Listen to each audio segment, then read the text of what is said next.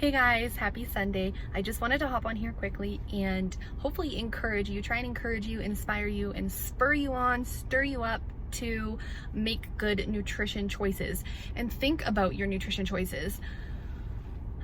There's so much power in prevention when it comes to disease, and I just want to encourage you to start eating good now. Don't wait until you end up sick or you end up with a disease. Don't let disease be the catalyst to making a transformation in your health,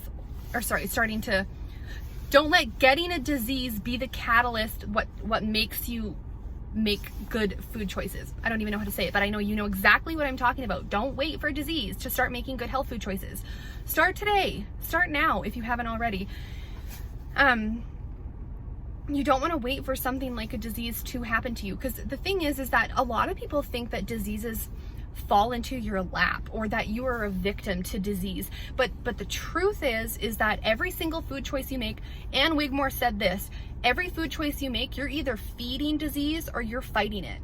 So with every food choice that you're making, you can choose a healthy choice to build health within your body, or you can choose a poor food choice that is building disease within your body. You're building it out every single day. So do you want to choose to be healthy, or do you want to choose to have a disease? Okay,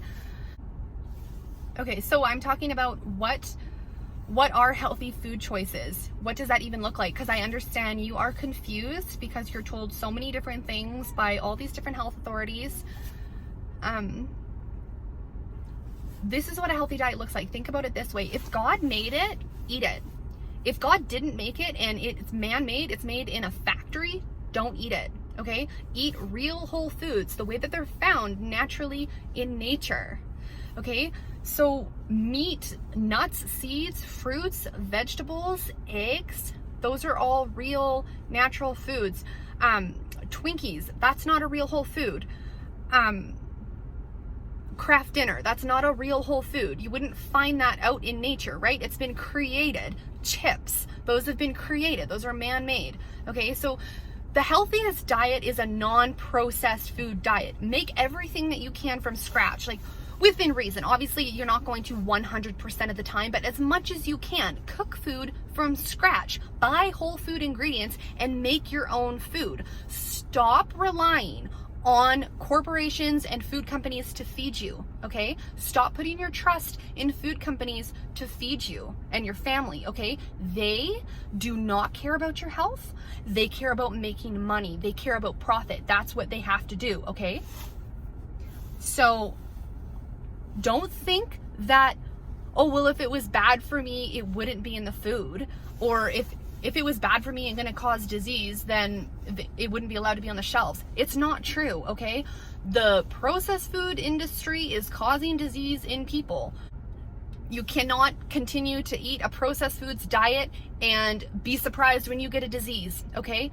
I don't wish that upon anyone, of course. I don't wish that upon anyone. I want you to be healthy. That's why I'm making this video. But do not be so naive to think that you can eat a processed food diet and not get sick, okay? Every food choice you make, you're either feeding disease or you're fighting it. Ann Wigmore. So make healthy food choices, eat real whole food, eliminate processed foods from your diet, and sugars, eliminate added sugars. Stop adding sugar to things like white refined sugars. You want to get those out of the diet. I want to tell you that there is probably way more sugar in your diet than you know, and not just in added sugars. I want to explain the concept about carbohydrates and carbohydrates breaking down into sugar in your body. So you can think that, well, I don't need a lot of sugar. I don't add sugar to anything. But understand that carbohydrates like bread, pasta, rice, these break down as sugar in your body. So your body recognizes them as sugar. Okay, so even if you are not physically adding teaspoons of sugar to things, you can still be eating a lot of sugar if your diet is based around grains and carbohydrates. The way that we're taught to eat, according to nutrition authorities and nutrition experts, they tell us to build our diets around carbohydrates and grains, and then to eat very little fat. And you actually want to think about this in the opposite way of that. You actually want to build your diet around good quality fats and proteins and eat very little carbohydrate. I'm talking refined carbohydrates here. I'm not talking about vegetable carbohydrates, because essentially vegetables are carbohydrates as well, but I'm talking about refined carbohydrates like bread, white flour, pastries, donuts, cookies, crackers. These are the carbohydrates that I'm saying you want to stay away from. The carbohydrates in the grains spike your blood sugar, they keep your insulin levels high, and they contribute to type 2 diabetes and obesity, as well as many other health issues and conditions.